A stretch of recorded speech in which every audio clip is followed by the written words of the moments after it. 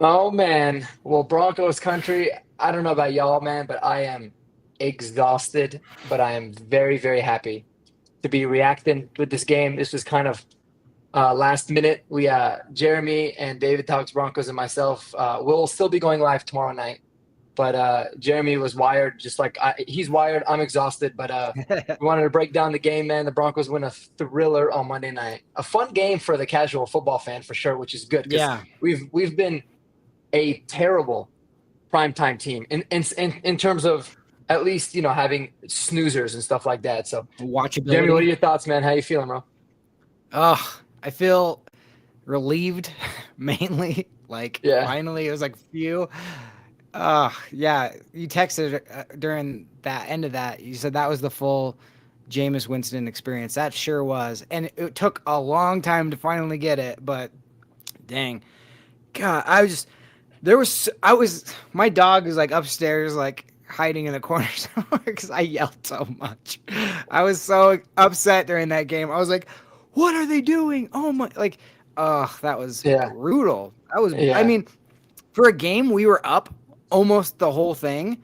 It felt like someone was putting like things in your fingernail, like up your, just shoots up your fingernails. It was like, yeah. oh my gosh, dude! Like Vance I Joseph, know. Sean Payton, both have the worst play calling days game of their whole season. Yeah, That was no, it oof. was rough. It was rough, Riley man. Moss. We miss you so Yeah, much. no Oh shit. my god. No, it was weird in a lot of ways, man.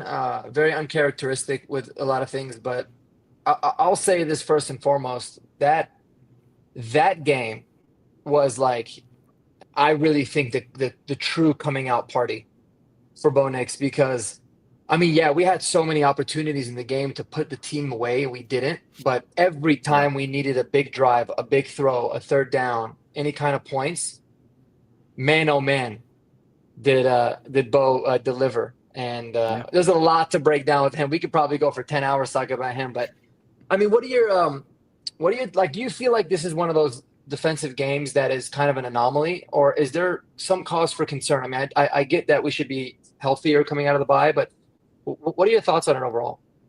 Yeah, I think both. I think it's an anomaly and it creates concerns. It shows you how the depth is not good because when Riley Moss and Sertan are in there and he's able to call man, uh, it's just that just doesn't look like that. And I think Vance Joseph to me seems like he outsmarts himself or he just doesn't trust the other guys. So he changes things up, which throws everything off. And then they play like crap. And it's like you either have to trust the next man up and play the way you play, or like I mean that's basically what you have to do. I mean, I Yeah, understand Riley Moss is I mean, just that goes to show you out of like everybody on the team, having him out and then having Wallace in, everybody going into it was like, oh, Wallace is a vet, he'll be okay. They just going into if you think Levi Wallace is going to cover Jerry Judy, a motivated Jerry Judy, I might add. yeah, Like we yeah. didn't see Jerry Judy like that for 5 years, and then all of a sudden he doesn't drop a ball. He's super focused. He's chucking I at would have fans, loved to have whatever. that Jerry Yeah, Judy. Yeah, exactly. And with Bo yeah, Nix, oh my gosh. But it's like, yeah. why? You should have that one play where Jameis just completely, I mean, missed him by a mile, but he was wide open on Wallace early. Like that should have been like, oh my gosh, we just got away with one. Wallace, we'll see you in the showers, buddy. Like hit the Yeah. bricks. But no, they just were like, oh, keep doing the exact same thing and let him just run right by you. And then that was the part that was like we were going nuts about. But Yeah, no, I do think the defense. I will say to answer your question, the defense at the very end when they were like rallying around and yelling at each other, they played much better after that. oh They yeah, finally got their like. I think that was like the somebody freaking do something like whoever's got the green dot and is like communicating. We all got to get on the same page. Benito was freaking pissed and I appreciate it. Sometimes like it's really a bad sign when they're all yelling at each other, a yeah, team. And then other times you're like, no, this is exactly what we need. I wish I would have seen Sertan up in there yelling more than PJ Locke. I understand he's more of a quiet leader, but still, like, he's the guy that you look to. I want Sertan to be like telling Vance Joseph after Jerry Jeudy just torched you again to be like, hey, I don't know what you're doing, but I'm on Jeudy the rest of the game. That's what defenders in the NBA or NFL, whatever you need to do. Yeah. Like, you just say, this is my guy now. Step out, everybody. This person's hot. I'm the person that needs to shut him down. That's what he should have done. No doubt. I mean, especially on, in man coverage. I mean, we were kind of uncharacteristically playing a little bit more man than normal. And I mean, on first down, after you had, in my opinion, the most, like, the throw of the year, not just for the Broncos, the throw of the year, long 93-yard touchdown.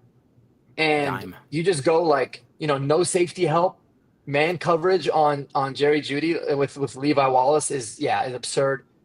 Absolutely absurd. But listen, I mean, it's funny because I'm not nearly as mad about it now, after getting the win. And we're 8-5. We are feeling good. It's exactly what needed before the bye week.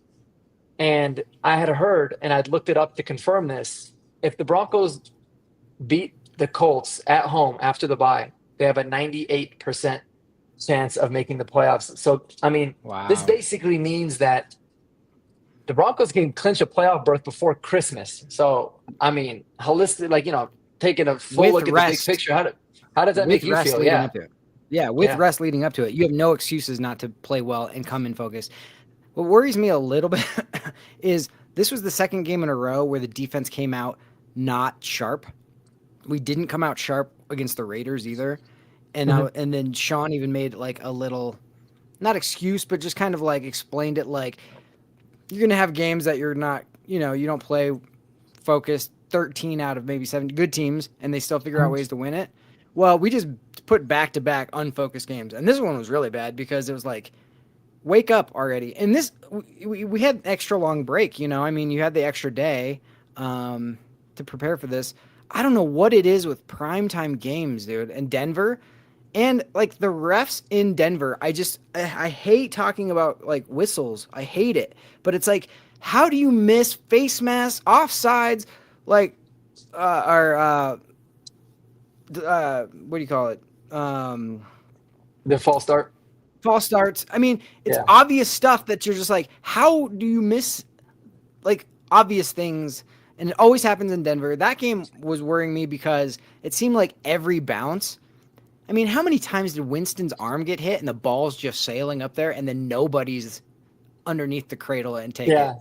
It's just like, how many freaking chances are we going to get to like do something? And it's just like every bounce, everything's going the opposite way. And you're just like, oh, please don't lose this game. We cannot lose this game. Yeah. And it's funny because David made a good point here earlier in the comments. He said, this is a game that we normally lose just like last week, and that's 2 in a row. Yep. And it's true, man. I think it still should show the grit of the team to be able to, find a way to win these kinds of games. And Riley, we missed you, man. We missed you tonight. That's why I don't understand why we had Wallace guarding Jeudy either. I know we touched on it a little bit, but to be honest with you, it was really baffling to me. I did a lot of work on Levi Wallace going into this game. I wasn't overly concerned about him because I didn't even think there was going to be a chance that he would really be on Jeudy a lot. Exactly. So I wouldn't even put it so much on him as I would on the coaching staff for putting him in that position. But I will say, and this is not just an emotional reaction, I would say, just think about it for a second. Is there any purpose to have Levi Wallace on the team? I mean, if you really think about it, right? Because you saw Chris Abrams' brain finally get his first reps of the season. I thought, for what he did, he looked good. But I mean, he's not going to be worse than Levi Wallace was. Damari Mathis, we know, is not as bad as Levi Wallace looked today. So it's just an interesting thing to think about. We do have a roster spot that needs to open up on Wednesday.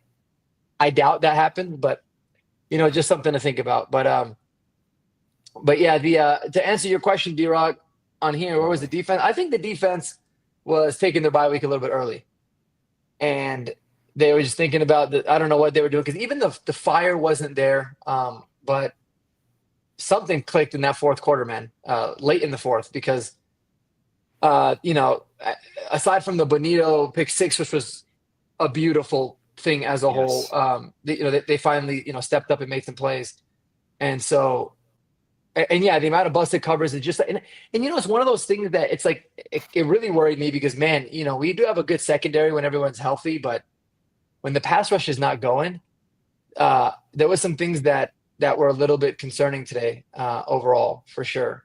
So yeah, I mean, I just want to get final thoughts on the defense, kind of see what it is that you think that if there's any adjustments that we can make, or maybe what you would do with Levi Wallace going forward. Yeah, shout out to my mom. She felt like she fell on the stairs like a week ago and broke her leg, and she was faster than Levi Wallace was today. Like, no offense, Levi, but come on, bro. Like Yeah, he that looked was, slow. He did. He I mean, looked like it was almost. insane.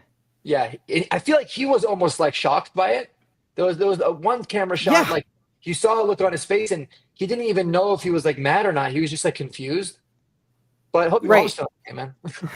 She's doing well. She's doing well. It was a rough one, but she's doing well. But seriously, like it looked.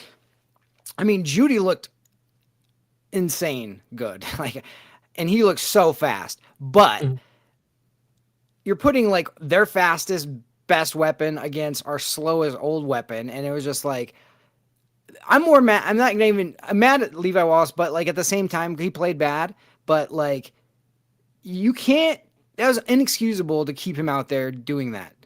It was. Like that was inexcusable, Vance Joseph. Like I'm sorry, and Sean, go get if you're seeing it, like go get in Vance's ear and be like, what are you doing? Like that's Yeah, on you. You're the head coach too, so it's not just Vance. Like that's inexcusable for that to keep happening. They gash what we're they were showing like early in the game the graphics about how great our defense was, and it was gash, gash, gash, gash, wide open, wide. It wasn't Jameis Winston hanging in the pocket and then hitting like darts, like threading it through needles. It was there wasn't a defender in the freaking screen. It was crazy. That yeah. was that was crazy.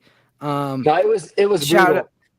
I will say though, real quick, Nick Bonito and Jaquan McMillan, thank you for freaking saving us because Nick Bonito, that interception was legit great. Like that Unbelievable. was not Unbelievable just play. that was not people were like, "Oh, there's Jameis Winston." No, no, no, no. That was all Nick. Like he dropped back, read his eyes, moved off of like three different guys and then stepped in front and took his house. That was insane play. Like Yeah, that and to catch and Levi to Wa- catch that too, like a straight bullet. Jameis did not just loft it up there. I mean, he threw uh-uh. it. He just snatched it. House called it. Yeah, man, it was.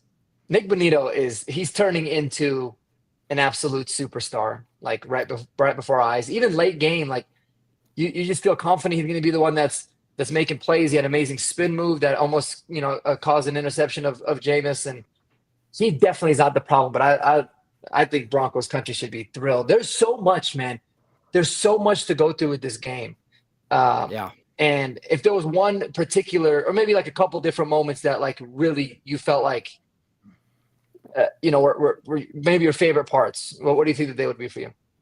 I mean, the one that's gonna live forever and maybe be the highlight of his rookie year, that throw, the 93-yard to Mims was an absolute just Unbelievable. that again, he's done that one to Vele that was 2 games ago where people were Yeah. like, that he threaded it through. That one was incredible too, but Vele got tackled. This was one where you're just like house call, like if it's just a split second later, it's maybe getting picked or getting at least, knocked down. I mean that and to be backed up, he's throwing it from the end zone. Like everything about it was just 3rd and 11, 3rd and long, and just have the balls and the accuracy to do it. That was just wow. Now, Yeah. in real time, it was like they poured water on a fire like instantly because the next play Judy just takes it to the house. But like that was the one because we won the game and people will kind of forget like the drama of the situation. That's the play that people will look back and go, if there was a highlight tape if about rookie of the year, if whatever, that's going to be on it because that was incredible throw. And again, I think this was an important game for Bo Nix because I think he took too many shots this time. The big knock on him was he's like check down merchant, and it almost was Yeah. like wait till Monday Night Football. I'm gonna freaking go deep every single chance I get. And it was like, well, that's why you don't go deep every single time. You have like, even Troy Aikman was like, well, just take the guy's wide open, just take that, you know? But Mhm. like you said earlier, like there were some plays there, some of those throws, especially Cortland Sutton, where it was just like, man, that was not really there that much, and he Yeah. made it there. Like that, those were just amazing throws. So Yeah, that was my favorite getting play, that throw to Kroll right at the on that last drive on that third down was huge. Great catch by dude. him too. Yeah, huge But catch.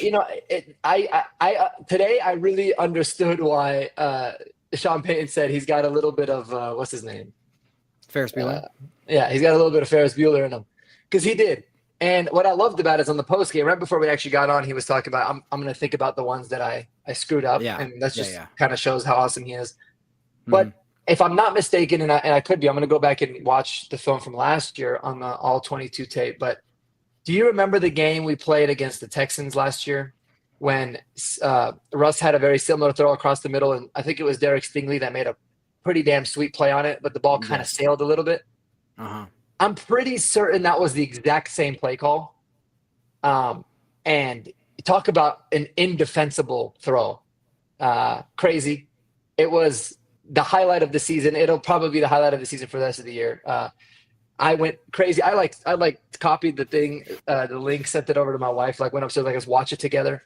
And then I was making a Wow. YouTube short, and boom! All of a sudden, freaking Jerry Judy scores. So yeah, I know. no, that definitely stood out to me, man. And Overall, what's but and what's beautiful about that throw is that was the exact thing they told us he could not do.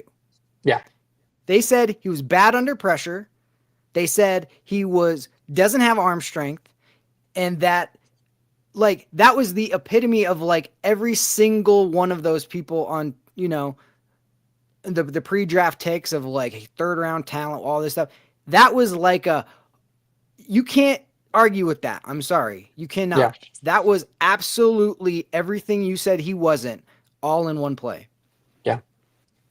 No, it was, man. It was an amazing moment. I'm so happy we got a win because I was thinking if we ended up losing that game, nobody would even remember it or care about it. Or yeah, Yep. I mean, I would have still been like that was an amazing play, but it has still bothered you, I mean, check this out, dude. I could have never imagined in a million years. Like, imagine looking at the stats. If you saw the stats without the score before this game, Mm-hmm. right? And you saw, Jameis went for almost 500 yards, 4 touchdowns, 3 interceptions. I mean, talk about the premier Jameis Winston night. And Jerry Judy went 9 for 235. I would have thought, okay, Damn. I would have thought Patrick Surtain injured himself on the first play of the game. Yes. The craziest part about this is of the 235 yards that Jerry Judy had today, 218 of them were on somebody other than Patrick Surtain. Hello. Yeah, Yeah. exactly. Like that's why it's inexcusable. It's It inexcusable. is mind numbing. Yeah, mind numbing. But I mean, overall, man, it's an amazing day to be a Broncos fan. Amazing win. It's so nice to be able to not only have entertaining games that we're a part of on Monday Night Football, but Yeah, to get the win as well. It's like a win-win for everybody, and I think it was a perfect way to put Bo out there. Another super solid game, 18 for 35, 294. That most beautiful touchdown you'll see. The 2 picks is going to bother me. One wasn't his fault. The second one was just a dumb decision. And but well, you even that make one dumb he pushed off to get that pick. Ward It did. was a push off on the pick, but it was a bad throw. He kind of was he was a little bit unsettled, and just like DB94 had said Yep. here, man, he said, I'm glad they took a shot with Mims, but on the second one, it should have been go out. Like if that was thrown to Sutton or if that was thrown to Vele, I think at worst case scenario, it's just incomplete. Yep.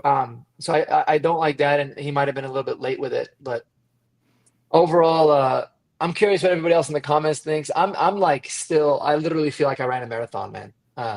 If you saw me earlier, you guys would think I probably like you don't really play for the team, but I feel like I'm more tired than all those guys. But yeah, and a special shout out to Jaleel McLaughlin. Yep. I mean, how good did he look tonight? He looked awesome. And it was one of those things where it was like I don't understand the Javante carries. I just never. I just. He's not playing well at all.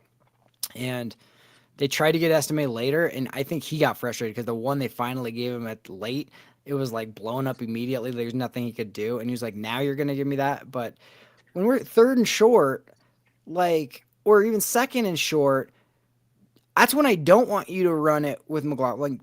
Like, I know McLaughlin had the hot hand right there, but like, I want to pound that crap. Like, let's get the Yeah. first down. There was that was our Achilles heel. Felt like all game was like second and short. Like the thing you absolutely want to like open you up for any play call. That was when we would start to screw up and like we'd hand it off to McLaughlin. He'd take a 2 yard loss, and now it's 3rd and 4, and it was like Mhm. questionable. It was like that's the part that was just driving me absolutely crazy. But um, I mean, for a change, like it was good to have him have one of those games because Yeah, he no deserved doubt. it. This No doubt. looking back on this game, even though like I feel super frustrated by it and relieved by it, these last like okay, like how David said, this was another game that we would have lost last year, and I Mhm. totally agree. And what's good to see is last week we won a scratch and claw type of game that we would have lost, and we figured out a way how to win that one.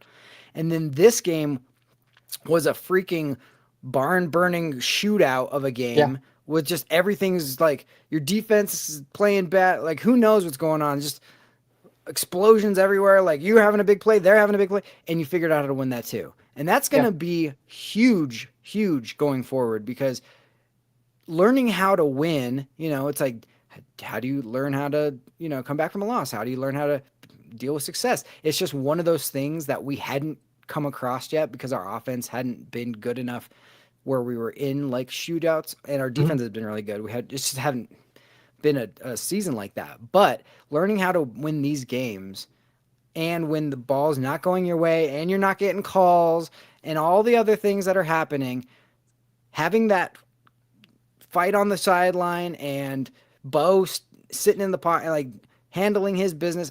All of these things are huge for the future. So it's not only just nice to get a win that we needed, but like that was the type of win we hadn't experienced and what we needed to grow up a little more. Yeah. No, for sure, man. And it's nice to be able to know that, like, and I get it. I know the defense scored 14 points today, but it's nice to know that, like, when your defense gives up 32 and looks terrible, you have an offense that's capable of saying, "All right, it's our turn now. We can go down." And I really felt like they did that. Every time we needed a big drive, we got it. The problem was we couldn't seem to get that second big drive, right, to be able to kind of put our Put it foot in their away. throat a little bit. Yeah.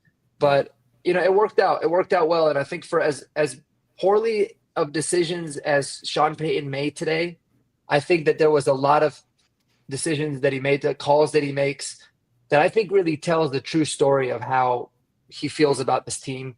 Totally.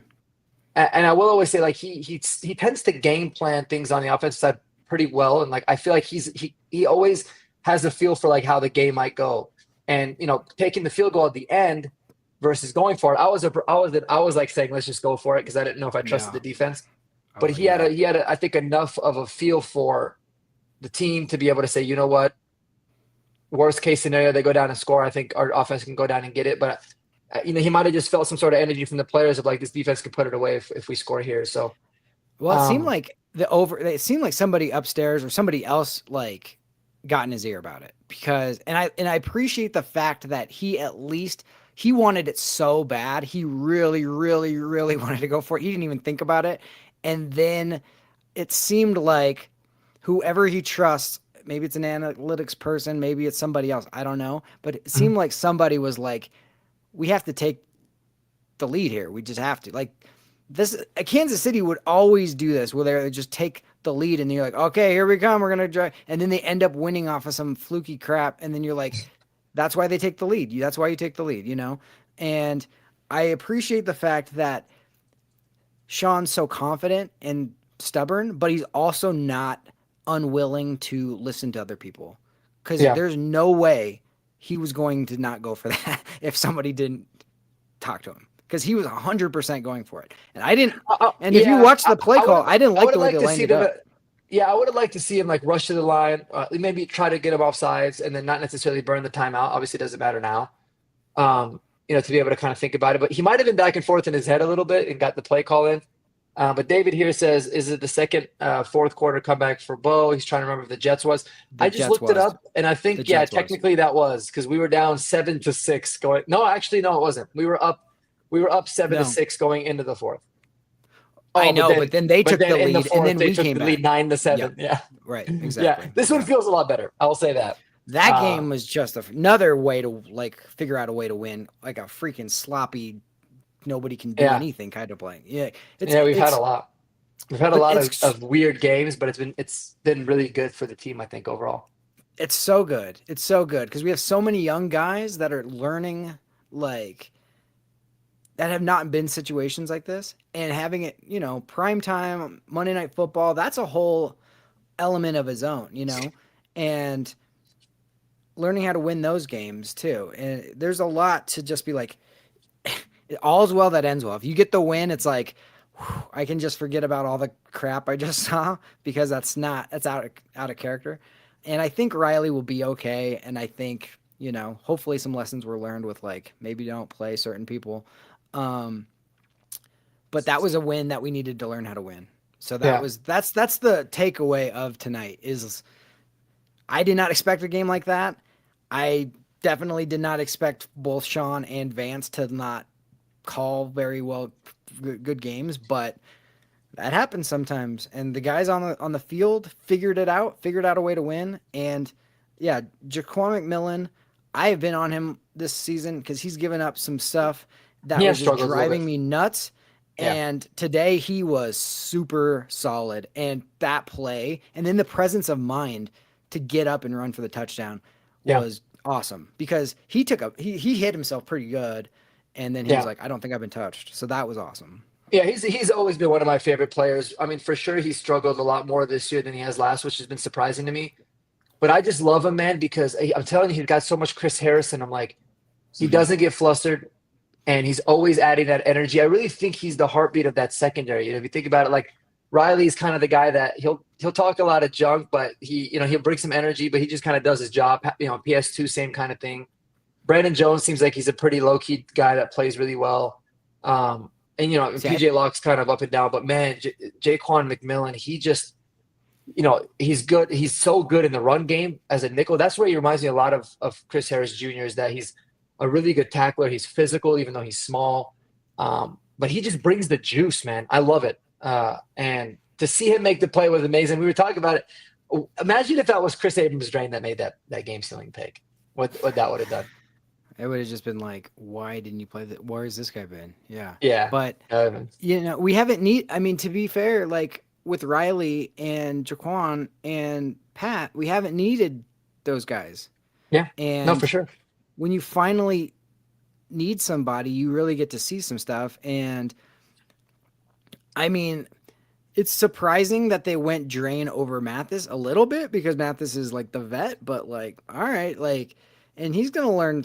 I mean, that was a big play from him, that one that Winston wanted Judy so bad on that one play and he was going to let it rip. And if that would have been Wallace, we would have been toast.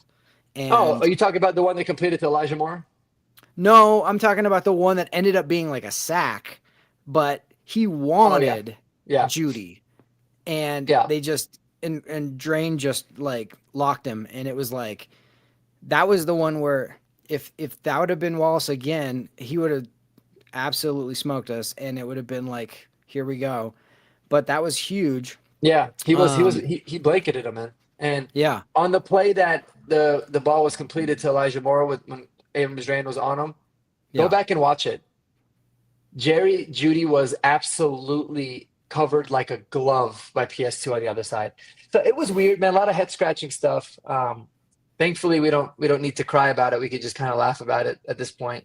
Yeah. Overall, man. But I think we'll wrap it up tonight because I'm starting to kind of crash from I got high and then I'm feeling like I was exhausted again, man. But there was a lot in this game, so I would say final thoughts. There's probably a whole bunch of them, but yeah, what are your takeaways, man? How you feeling?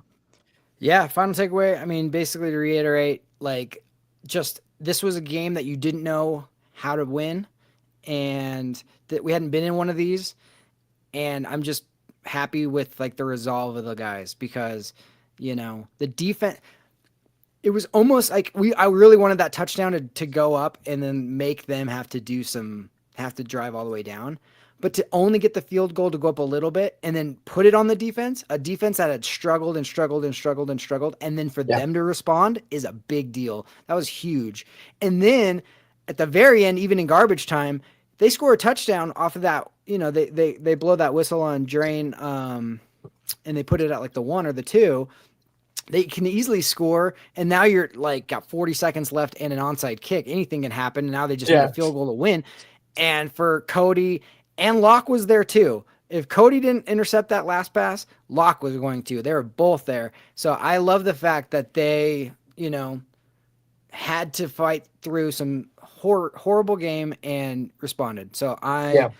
all's well that ends well. Feels good. You never apologize for winning in the NFL, no matter who it's against and no matter No, what the no doubt. records are. Oh, So and yeah, dude, I'm telling you guys, I mean, the Browns, I viewed them as a 2-2 team, or if you take it over the season, 6-6, because that's what they were with Jameis Winston. They were actually one of the highest, not only, like most amount of yards, in terms of like the top 5 in yards, I think, with Jameis Winston. So this is a different team than the 3-8, than they were with definitely. Deshaun Watson, which I think was very evident. But I think you said it. I think you said it well. It's always better for a young team to win and have a lot of negative things that they know they need to clean up. And they can go into the bye week, with feeling good, feeling great. 8-5, they've deserved it. I would have never bet on that. I think we all predicted them for about 9 wins for the year. So 8-5 through the first 13 is incredible. But yeah, man, I think maybe all of us, we as fans, we could use this bye week next week. I know I certainly can. But love the way this team responded. I really, really do. That's 2 weeks in a row where I feel like they've responded super well, and it's only going to make them better for this final stretch of the season, man. So Yeah. go Broncos! Let's be happy. We're all going to sleep good tonight, and we're going to be live tomorrow night. We're hoping with David and us too. We're not sure the time yet, but we'll put that out. I'll be sure to link it on all the socials and stuff. And we're definitely looking forward to that. Otherwise, go Broncos, baby! Let's mob One, out. la- one Yeah. last thing. I just Yeah, want to please. say, like, oh no, I lost it. What was I going to say? I mean, the thing that like with the bye, look, it's what is it going to be week 14 when we play again, week Mhm. 15 when we play again? Mhm. For the fans that are the younger fans that have had to sit through the last decade in the misery, it's gonna be mid-December and we're playing huge meaningful games. Let's enjoy the ride, because nobody going into this season was thinking this was like our year, any of that kind of a thing. This was Yeah. all.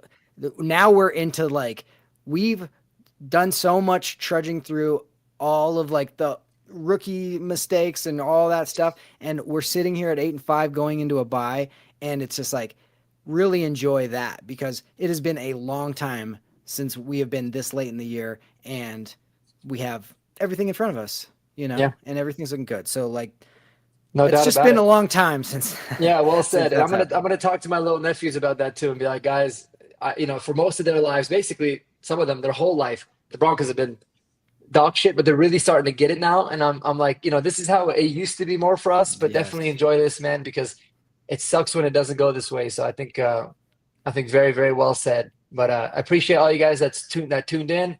That was in the comments section. Hope you guys have a wonderful night, and we'll talk to you guys tomorrow night. Go Broncos, All right. baby. Go See ya. Broncos.